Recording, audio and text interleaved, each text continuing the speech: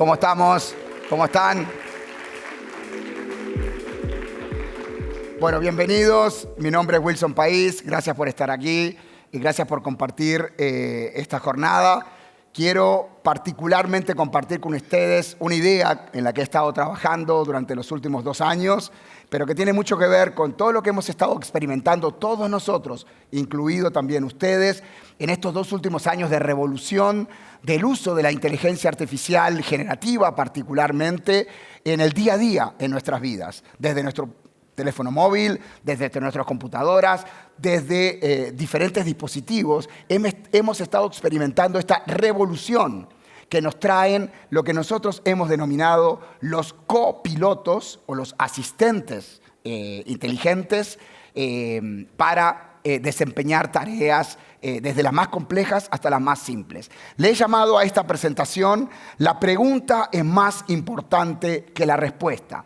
¿Por qué? Efectivamente creo que vamos a embebernos en una era, ya empezó esta era, en la cual vamos a tener una abundancia, vamos a tener acceso abundante a motores de inteligencia que nos van a sumarizar todos los libros que están escritos, que nos van a sumarizar el contenido, el material que se está escribiendo en el mundo hoy sobre determinado tema o determinada tecnología.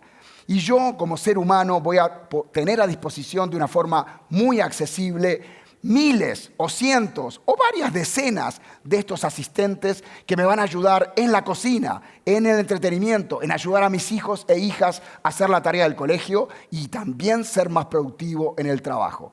Pero queda un rol muy importante para el ser humano, que es hacerse las preguntas correctas para guiar a estos copilotos hacia donde queremos que nos ayuden. Estas tecnologías son de asistencia al ser humano, de inteligencia humana aumentada, le llamamos nosotros. Obviamente no es nada nuevo la inteligencia artificial, tenemos décadas y décadas de trabajo e investigación y desarrollo. Solamente hablando de lo que hemos estado haciendo en Microsoft en las últimas 3 décadas, más de 8 centros de investigación, más de 1.000 científicos, 20.000 patentes, más de 1.000 papers publicados sobre este tema. Y lo último y más importante, ya hace varios años que hemos llegado a lo que se llama la paridad humana en el dominio del lenguaje, de la visión y de escuchar a otro ser humano. Les pongo un ejemplo muy simple. Yo uso lentes, me los saqué ahora solamente para dar la presentación, para estar un poco más cómodo con el micrófono. Pero bueno, obviamente hace mucho tiempo que una buena computadora con buenas cámaras tiene mejor visión que yo en particular, ¿ok? Pero hemos alcanzado esa paridad humana. ¿Qué significa paridad humana? ¿Significa invencible? ¿Significa insuperable? ¿Significa cero error? No. Esto es lo primero que tienen que entender de esta tecnología. Esta tecnología no es 100% correcta, como tampoco lo somos, discúlpenme que sea yo el que se los diga ahora, tampoco lo somos los seres humanos. Ni el entender el lenguaje, ni el entender la visión o entender perfectamente lo que está pasando. Después de todas estas décadas y después de varias técnicas de inteligencia artificial, que aquí un poco les comento, ya estamos hablando de inteligencia artificial desde los años 50. Sí, hace más de 80 años que tenemos los conceptos de la inteligencia artificial presente en la ciencia moderna, partiendo de un mundo de matemáticos y de ciencias de la información, con Claude Shannon y Alan Turing. En los 50 ya teníamos las bases, ya teníamos la ambición de desarrollar sistemas que se comporten de forma inteligente y que puedan ayudar a los seres humanos en tareas cognitivas complejas. Mucho después hemos ido afinando esas técnicas con conceptos como machine learning o aprendizaje de máquina, un mucho mejor nombre en todo caso para estas tecnologías. Si me dieran a mí hoy a elegir, no le pondría inteligencia artificial porque creo que genera demasiado resentimiento, demasiada reacción negativa a la palabra que inteligencia artificial. Le hubiese preferido quedarme con aprendizaje de máquina. Hemos desarrollado algoritmos matemáticos basados en patrones sobre grandes volúmenes de datos que son capaces de aprender de lo que nosotros ya hemos dejado documentado. ¿En dónde? En lo que navegamos en Internet, en lo que buscamos, en lo que hemos escrito. En lo que hemos escrito, usando el lenguaje como herramienta, que también la es, posiblemente la herramienta más potente que ha desarrollado el ser humano es el lenguaje humano. Hemos puesto en el lenguaje harto contenido sobre cómo pensamos, ¿ok? No es que se desarrolló el lenguaje y después el cerebro, o el cerebro y después el lenguaje. Nosotros hemos co-desarrollado nuestro cerebro con el lenguaje. ¿Alguna vez les pasó a ustedes que cuando intentan resolver un problema matemático, aunque sea simple, la mayoría de las personas, en mi caso, estudié matemáticas y es mi caso, necesitan agarrar una hoja y un lápiz y escribir? Y si lo escriben, automáticamente les queda más fácil resolver. Eso es porque cognitivamente hemos desarrollado el escribir, la hoja, el lápiz, en algunos casos hasta la tiza requieren algunos profesores para poder resolver un problema. Déjame agarrar una tiza, te dicen los profesores. ¿No les ha pasado? Y con la tiza y el pizarrón lo resuelven. Sin nada lo puede resolver, pero les lleva mucho más. O en una hoja y un papel. Porque estos elementos se han co-desarrollado durante miles de millones de años en nosotros, los Homo sapiens, y en lo que nos antecedieron. Entonces, hemos puesto en el lenguaje gran parte de lo que somos, de cómo pensamos. Es por eso que estas nuevas herramientas como inteligencia artificial generativa son capaces de, a partir de todo lo que está en el lenguaje, poder predecir nuevo contenido. Obviamente todo cambió en noviembre del 2022, cuando una compañía muy pequeña y una compañía muy grande deciden llevar estas tecnologías de inteligencia artificial generativa o estas técnicas a una escala absurda capaz, al principio para muchos, a una escala de miles de millones de dólares de inversión.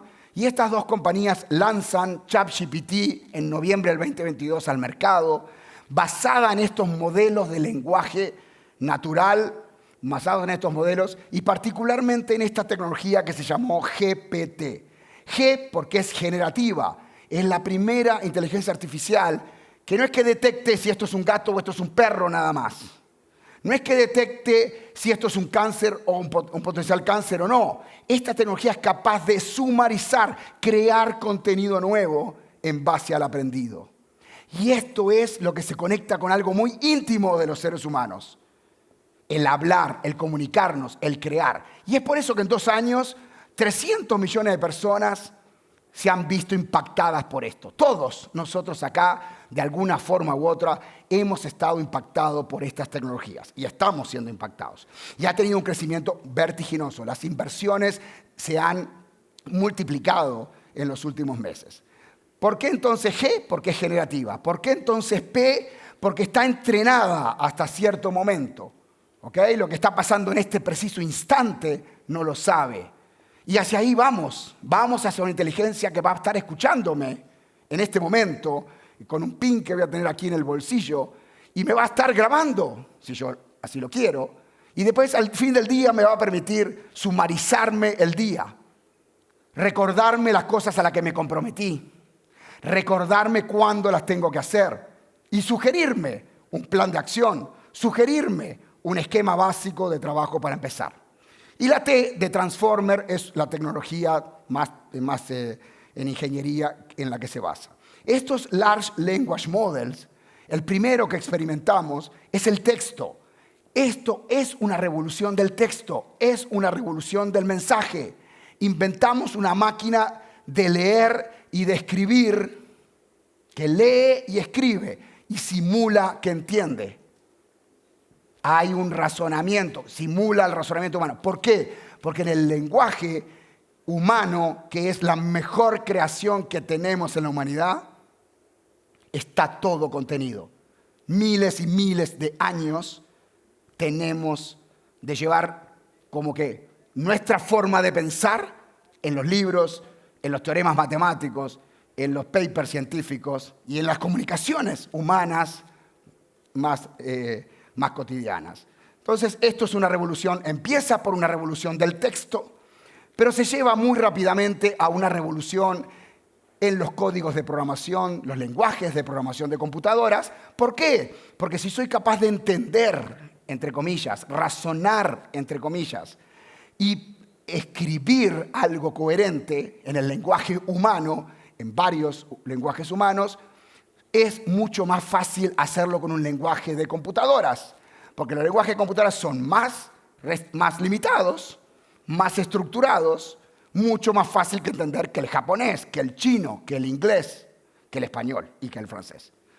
Y por último, hay obviamente avances muy importantes en la generación de imágenes, fotografía fotorrealística y más recientemente videos. Puedo pedirle a ChatGPT que me diga qué está pasando aquí. Si soy una persona no vidente o con dificultad para ver, puedo asistirme por este copiloto que ve por mí, entiende el mundo por mí y me dice: Wilson, estás enfrente de un auditorio, los colores son azules, hay aproximadamente tantas personas, puede contarlos. Aquí en primera fila está una persona usando lentes. No camines más de 2 metros para adelante porque te va a ir mal. ¿Ok? Es un asistente que me permite desempeñarme, que me permite avanzar. Estas tecnologías se basan en la predicción. Con todo lo que entiendo de todo lo que está escrito por la humanidad, yo armo matemáticamente una base de datos vectorial, conecto todo con todo. Conecto animal, con vaca, con la leche, con un niño tomando leche, salud. Conecto todo eso en lo que se llama una base de datos vectorial. Y después puedo hacer cosas como estas. Si yo le digo, con grandes poderes vienen grandes responsabilidades, muy fácil. Nuestro cerebro resuelve estos GPTs de una forma muy económica, consume 25 o 30 watts, y aquí tenemos un factor muy interesante en el que estamos mejor, porque ChatGPT para hacer esto mismo consume algunos miles de kilowatts, ¿ok?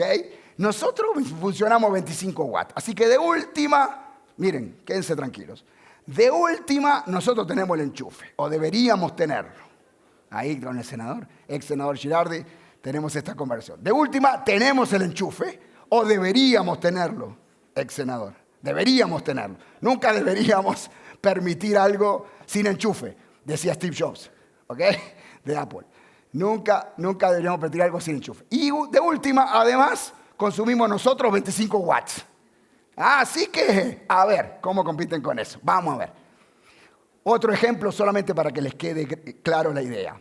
Una imagen vale más que 1000 palabras.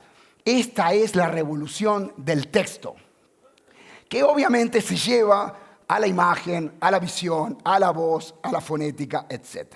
Entonces, ¿cuál es el rol del talento humano? ¿Y por qué las preguntas son más importantes que las respuestas? Ojo, yo no digo que la respuesta no sea importante. Por supuesto que la respuesta es importante. Si estoy haciendo un puente, si quiero mandar un currículum, si quiero mandar una carta a una universidad, por supuesto que el resultado es importante. Por supuesto que es importante. Lo que yo digo es, vamos a vivir en un mundo en donde tenemos que entrenar a nuestros hijos, a nuestros niños, en hacerse buenas preguntas. El rol del ser humano es definir para dónde vamos. ¿Qué es lo que estamos buscando? ¿Cuál es la pregunta? ¿Cuál es el contexto? Recibir respuestas múltiples de estos motores en abundancia, baratitos, económicos. Y yo como ser humano elegir cuál es el camino más recomendable, aplicando mi criterio, mi reflexión humana y retroalimentar el modelo. Y la pregunta entonces es el rol del piloto, de la pilota. ¿Ok? Y las respuestas van a venir de forma abundante, muy rica, sumarizando libros, sumarizando contenidos de estos copilotos. Ahora, soy yo el que tiene que decidir si esto está bien, si esto está mal, cuándo lo uso, para qué lo uso y para qué no lo uso. Vemos entonces un futuro de aplicaciones llamadas copilotos, una era de copilotos. No va a haber solo uno. Voy a tener uno para la cocina, uno para las tareas domésticas, uno para ayudar a mis hijos en el colegio. Yo lo uso para eso específicamente. Uno para en el ambiente laboral, uno para mi dieta, que no lo estoy haciendo mucho caso últimamente. Uno para tener reflexiones con Einstein sobre física, en un Einstein simulado, como hicimos en el Congreso Futuro hace ya un par de años que revivimos a Charles Darwin aquí con unos partners. Entonces, este es un paradigma en donde vamos a tener múltiples aplicaciones modernas usando inteligencia artificial para asistir a los seres humanos en tareas cognitivas complejas. El caballo nos asiste, una máquina de vapor nos asiste, pero esta es la primera vez que vamos a tener una máquina que nos ayuda en tareas cognitivas complejas. Estos copilotos se conectan con nuestros datos, se conectan con lo que navegamos en Internet, se conectan con lo que otros usuarios hacen. Imagínense 3.000, 4.000 millones de personas conectadas, entregando su información y me traen resultados. Entonces, para cerrar, les repito, la pregunta es más importante que la respuesta. Y hasta ahora, al más preguntón, a la más preguntona en la clase, lo mandaban a la dirección, por molestoso. Pero resulta que esa es la gente que se va a desempeñar muy bien en la nueva era. Y el sabelotodo, que se leyó todo, que sabía todo de memoria, que nunca entendía nada, ¿quién no habrá tenido compañeros así en el colegio? Todos. Esa persona sí, sigue siendo operativa y funcional, pero no es el perfil adecuado para este tipo de tecnología y en la era en la que nos vamos a enfrentar. Porque el sabelotodo ya no tiene un factor muy diferente a los que no sabían nada pero tenían buenas preguntas. Entonces, les quiero dejar mi última reflexión, que es la tapa de esta revista, The Economist, que creo que tiene mucho que ver con el Congreso Futuro, con la ciencia. Y así como Newton escribió sobre la teoría de la gravedad en una pandemia en que lo mandaron para el campo, y en un año escribió el Principia Mathematica, el trabajo científico más condensado y más top del mundo, supuestamente por muchos críticos, hecho por una persona súper joven. Newton era muy joven, escribió el Principio Mathematica en un año, y supuestamente todo se le surgió porque se le cayó una manzana de un árbol, ¿verdad? Eso lo hizo pensar a Newton, ¿por qué cae la manzana? ¿Por qué la manzana no solo se queda ahí? ¿Por qué la manzana no sale para arriba en vez de para abajo? Se lo preguntó a todo el mundo y todo el mundo se reía de él. Pero resulta que fue una buena pregunta, porque Newton escribió las leyes de cómo funciona la mecánica clásica, la mecánica de, por lo menos, el sistema solar. Entonces yo creo que estas tecnologías son ese robotito que está ahí abajo, ese robotito que está abajo de ese árbol digital de miles de millones de opciones, y esta tecnología la tenemos que usar para que nos haga bajar a las manzanas más probables de lo que estamos buscando.